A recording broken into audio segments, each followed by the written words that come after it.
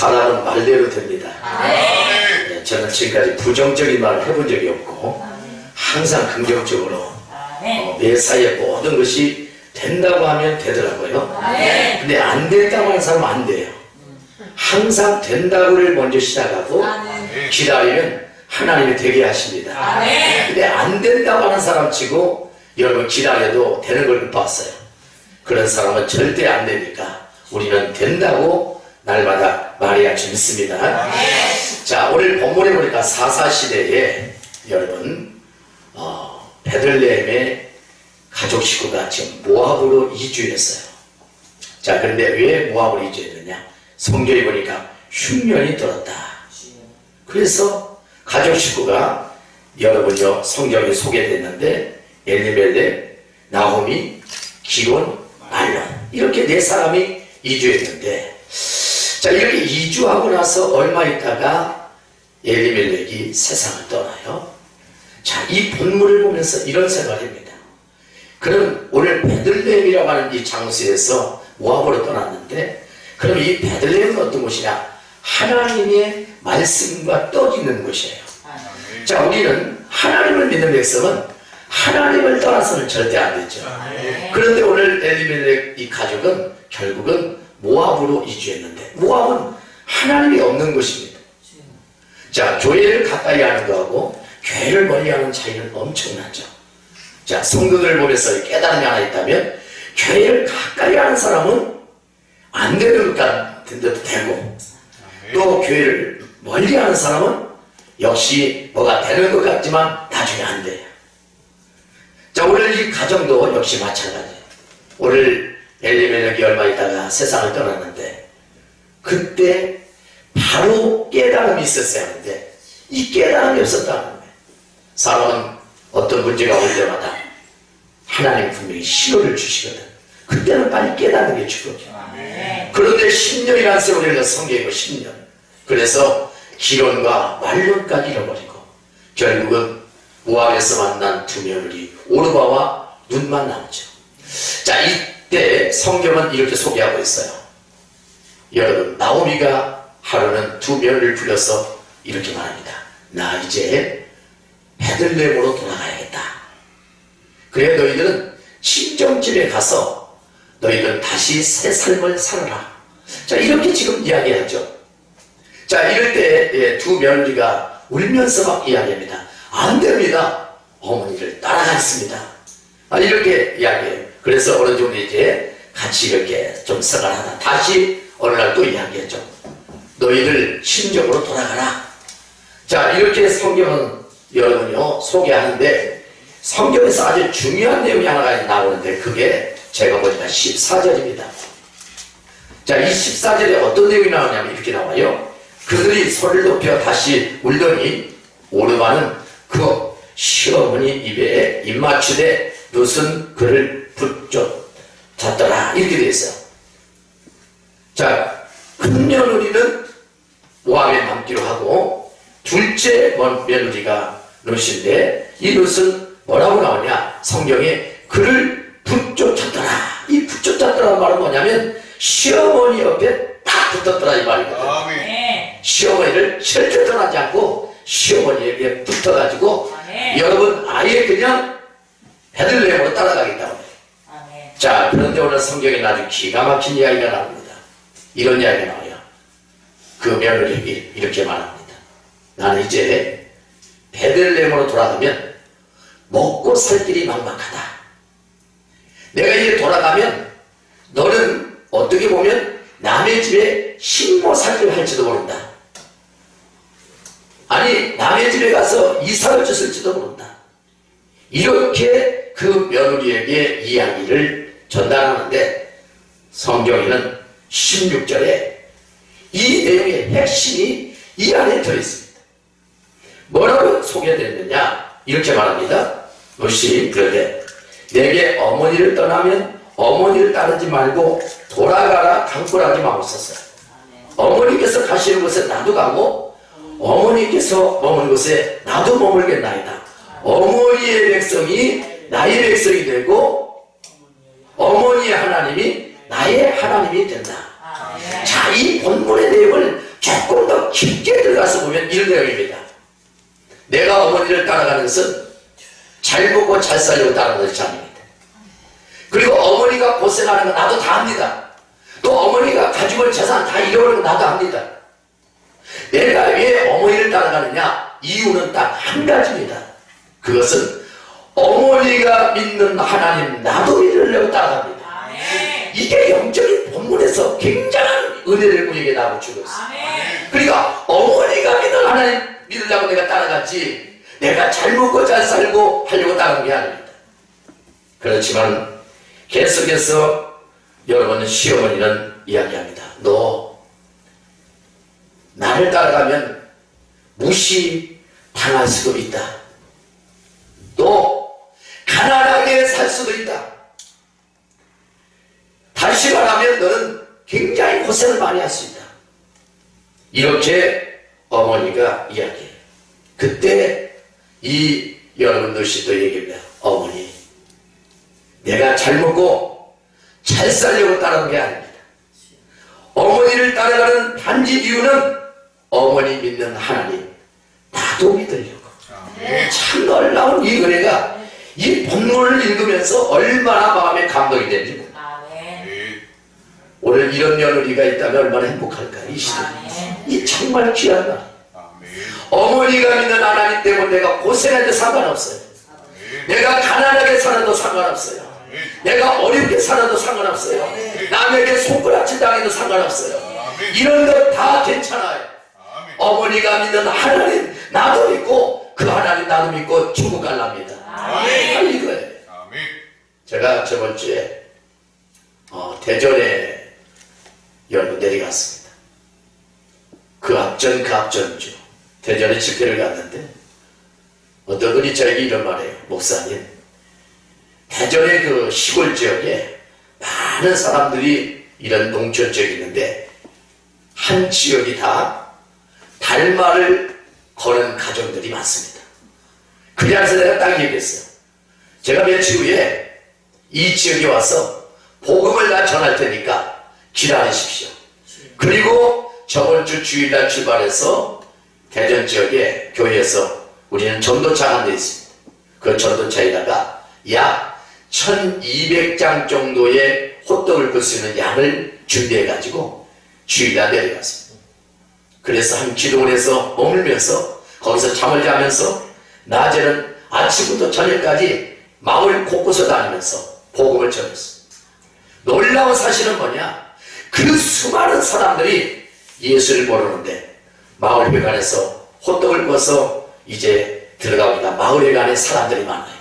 거기서 예배를 드리고 찬송을 부르고 말씀을 증거하고 그리고 나서 영적 기도를 시키는데 은혜가 그곳에 임한 줄 믿습니다. 그래서 수많은 사람을 만났습니다. 그리고 여러분이 가까운 방문을 하면서 복음을 전하는데 놀라운 사실은 뭐냐? 복음은 나를 낮추는 거예요. 그래서 그 자리에 가서 무릎을 꿇고 여러분 아니요 나는 예수 안 믿을 거야. 나는 하나님을 안 믿어도 돼. 지금까지 내가 믿는 것이 있으니까 절대 복음을 나에게 말하지 마. 이런 분들이 달마를 걸어놓은 가정마다 다 있었습니다. 그런데 그 앞에 가서 무릎을 꿇고 손을 잡으면서 어머니 내가 믿는 하나님을 소개하려고 왔어. 얼마나 하나님이 좋으면 내가 이 자리에 와서 어머니에게 이렇게 간절하게 말하지 않아. 하나님 믿어야 예수 만나야 천국 갈 수 있어. 그러니까 우리 예수 만나보게. 그러면서 그 여러분이요 80 먹고 90 먹은 여러분이요 어르신들을 가서 껴안아주면서 귀에다 대고 어머니 예수님이 너무 좋아. 이렇게 하면서 여러분 그 어머니에게 영접기도를 시키는데 한 마을 40가구가 다 구원받게 된 줄 믿습니다. 이게 바로 뭐냐? 내가 믿는 하나님을 소개하는 거예요. 우리는 어떤 데서도 하나님을 소개하는 거예요. 그러니까 여러분이요 함께 일을 사역을 도왔던 도목사님 그리고 김일산 목사님 그리고 여러분 그 지역의 송주교회 뱃사교회 그리고 여러분이요 예수원 이런 같이 제 사역을 도왔던 분들이 저에게 이런 말을 했습니다. 자 목사님 마을 사람들이 그렇게 강팍했는데 복음에 사랑이 들어가니까 그들의 마음이 열리네요. 이런 사역이 평생 태어나서 처음 봤습니다. 제가 그랬습니다. 너무 쉽습니다. 우리는 복음을 전할 때 나라고 하는 자체를 인식하고 있기 때문에 안 됩니다. 나를 내려놓고 그분 앞에 가서 무릎을 꿇고 사랑으로 그를 감싸면 복음에 들어갑니다. 그러니까 나를 버리십시오. 예수님처럼 버리라면 그 사람에게 복음에 들어갈 수 있습니다. 그래서 여러분이 그렇게 깜빡한 사람 길거리에서 여러분 손을 잡고 그리고 나서 어머니 어디 아픈 데 없으니까 이렇게 말하면 아픈 데 많지. 얼마나 많아. 노인들이 아픈 데가 없는 사람에서 다리도 아프고 허리도 아프고 다 아파. 그러면 다리에다가 무릎 꿇고 가서 다리를 잡고 주야 예수 믿고 구원받기 달면서 기도하면 그 자리에서 녹아지고 허리 달고 기도하면 그 자리로 가지고 아멘입니까? 이렇게 해서 복음을 전하는 그 자리가 하나님의 은혜의 자리였습니다. 그런데 이것이 하루아침에 이렇게 된 게 아니에요. 복음을 계속 전하다 보니까 나의 눈높이를 낮추면서 역사한 거예요. 할렐루야. 과거에 있는 사람들 찾아가면 가서 앉아가고 나도 양반다리 딱 하고 가서 앉아서 아이고 어르신 예수 믿어야 합니다. 예수 믿어 천가이라. 그러면 거기서냐 당신 합니다. 당신이야. 그러면 거기서 복음도 전하지 못하고 나와야 해요. 그런데 그렇게 하니까 안 되니까 가서 무릎을 꿇고 무조건 들어가면 무릎을 꿇고 그분 앞에 가서 손을 잡고 따뜻한 정을 하면 그분의 마음이 열립니다. 할렐루야. 한 방울교회에 가서 복음을 전한대요. 여러분요 중년 나이 있는 여자분들이 막 저를 껴안고 막 안고 막 난리가 났어. 뭐냐 복음이 그렇게 좋아. 그래서 우리가 이 복음을 위해서 앞으로도 우리가 살아야 재밌습니다. 오늘 이 눕기라고 하는 이 장소에서 나오는 이 여인은 예수님 여러분 복음 따라왔다가 한마디로 수지 맞은 여자예요. 세상 말하면 대박이 터졌단 말도 이렇게 큰 축복을 받을 줄 누가 아느냐. 고생하는 따라온 겁니까 이게? 복 받으러 따라온 거지. 할렐루야. 예수 믿으면 이런 복이 오는 거야. 할렐루야. 나는 이걸 이렇게 말해요. 덩굴째 불러온 복이다. 얼마나 큰 축복을 받았습니까? 이렇게 큰 축복을 받은 사람이 모압 지방에서 어머니의 신앙을 본받았던 한 여자가 하나님의 씨앗이 되어서 예수님의 족보에 들어가는 은혜를 받게 되었다. 이런 은혜가 복음이에요. 할렐루야. 아멘입니까? 복음입니다. 여러분요 부천에서 어느 한 술집의 한 여자분이 여러분요 과거에 예수 믿다가 예수 믿지 않는데 어떤 분이 저한테 그래요. 목사님 저분 좀 가서 복음을 좀 전해주세요. 하루를 찾아갔더니요 이분이 그저 숫자를 놓고 먼 산을 쳐다보고 인생의 괴로움은 다 가지고 있어요. 그리고 나서 며칠 또 있다가 찾아갔더니까 머리를 탁 밀었어요. 인생에서 뭐 고통은 다 당하고 있어요. 찾아가서 그랬죠. 예수 믿고 다시 구원받읍시다. 예수님밖에 없습니다. 예수님은 당신의 인생을 책임질 수 있습니다. 예수 한번 다시 믿어봅시다. 할렐루야. 그리고 그는 술집을 그만두고 길거리에서 반찬 가게를 하고 그러면서 여러분요 그가 복음을 받아들이고 예수를 믿으면서도 그 반찬 가게를 하는데 술집에서 만난 남자들이 길거리를 거기까지 찾아오는 거예요. 그 괴로움이 또 말할 수 없는 거예요. 그러면서 여러분이 거기서도 반찬을 또 팔 수 없어요. 그러면서 어느 날 그런 바닷가에 가서 내가 이제 오늘도 세상을 끊어야지 이러면서 여러분요 바닷가에 올라가서 저 여러분 산꼭대기 그 올라가서 바다를 쳐다보면서 내가 오늘 여기서 떨어져 죽는 것이 인생이 낫겠다. 그리고 바다 위에서 여러분요 이 산꼭대기에서 몸을 던지는 순간 그냥 물속으로 그냥 팍 들어가는 순간에 그 짧은 시간 긴 시간도 아니죠. 그 몇 초 사이인데 그때 주님의 음성이 여러분 그에게 들렸습니다. 뭐라고 들렸느냐 이렇게 들렸어요. 네가 나보다 더 힘드냐. 나는 너를 위해서 십자가에서 죽었는데 네가 얼마나 힘들면 나보다 힘들다고 죽을 거냐. 그때 여러분요 물에 빠지면서 그 음성을 들으면서 그 물속에 들어가서 죽으려고 들어갔는데 다시 살려고 발버둥 쳤다는 거예요. 저 군부대에서 뭐가 물속에서 들어갔다 나갔다니까 저 해본 물고기인가 하고 가까이 보니까 사람이 한 여자가 머리 풀고 늙었다 나갔다 하니까 그래도 건져내가지고 결국은 여러분요 신학을 공부해서 지금 목회자가 돼요. 살려요. 그러니까 이 복음이라고 하는 것은 인생을 위대하게 만드는 거예요. 어떤 상황과 환경이 있을지라도 우리가 하나님 따라가고 예수 따라가고 예수 말씀 붙들고 나가면 반드시 희망의 나래가 펼쳐지는 거예요. 그러니까 아무리 어려워도 하나님 바라보라는 거예요. 세상 방법으로 가면 안 돼. 하나님 방법이 최고예요. 그래서 오늘 이 룻기라고 하는 이 여자의 인생은 기구만장한 인생이지만 그 인생이 영적 드라마로 바뀌니까 그때부터 술술 풀리는데 성경을 보니까 뭐라고 하나요? 우연히 이삭을 지소를 갔는데 하필이면 보아스 밭으로 갑니까? 하루는 여러분요 얼마나 열심히 일했으면 보아스가 물어봐요. 아니 저희 소녀가 누구냐? 그러니까 여차여차해서 모압에서 온 여러분요 나오미의 며느리라는 거예요. 그러니까 여러분요 그때부터 관심을 갖기 시작해요. 그러면서 뭐라고 합니까? 그 여러분의 소년들에게 절대로 이 여자는 건들지 말고 보호해줘라. 물도 주어라. 먹을 것도 주어라. 여러분 이렇게 이야기하면서 그리고 계속 관심을 가져줘요. 그리고 나서 여러분 어떻게 합니까? 이제 이 관심 속에서 하나님의 계획이 열리기 시작하는데 결국 시어머니가 말하죠. 타작마당에서 여러분 오늘 잔치가 벌어지고 춤을 추고 마시라 부으라 많은 것을 배우리 먹고 잠자는 밤이 오늘 밤이다. 그때 너는 기름을 바르고 목욕하고 그 발꿈치에 가서 오늘 밤 너는 있다가 그때 상황을 설명해줘. 이것이 계기가 되어서 여러분 보아스와 결혼까지 하게 됩니다. 아멘. 복음은 이렇게 위대합니다. 아멘. 길이 없는데 길이 열려요. 아멘. 길이 없는 길도 만들어줘요. 할렐루야. 그래서 하나님의 역사는 영적인 역사는 보이지 않는 세계인데 하나님의 계획이 열리는 것이 복음인 줄 믿습니다. 위대한 하나님의 역사를 여러분도 기대하지 않아요? 그것은 그냥 되는 게 아닙니다. 하나님의 세계 속에서 바라보는 영적인 귀한 믿음이 있어야 역사가 나타나. 내가 만들어가는 길이 아닙니다. 하나님 만들어줘야 합니다. 그분께서 만들어주시면 영적인 역사가 나타나요. 그러니까 우리 절대 실망하지 말고 하나님의 일을 계속해서 감당할 때 역사가 나타나요. 절대 낙심하지 마십시오. 반드시 하나님의 나라는 공짜가 없어요.